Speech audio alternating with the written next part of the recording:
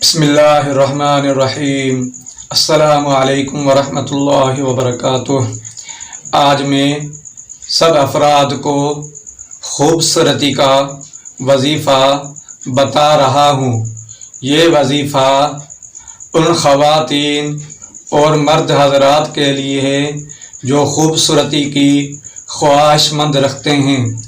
وہ افراد چہل کاف کا وظیفہ ہے اور اس کو اس طرح پڑھنا ہے کہ عرق غلاب کے اوپر اس کو دم کرنا ہے۔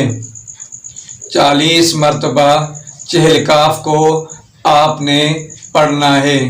اس کا اگر یہ عامل ہوگا تو وہ دم کرے گا تو زیادہ اثر ہوگا، ورنہ دوسرے خود بھی پڑھ سکتے ہیں، آپ بھی خود پڑھ سکتے ہیں اس وظیفے کو۔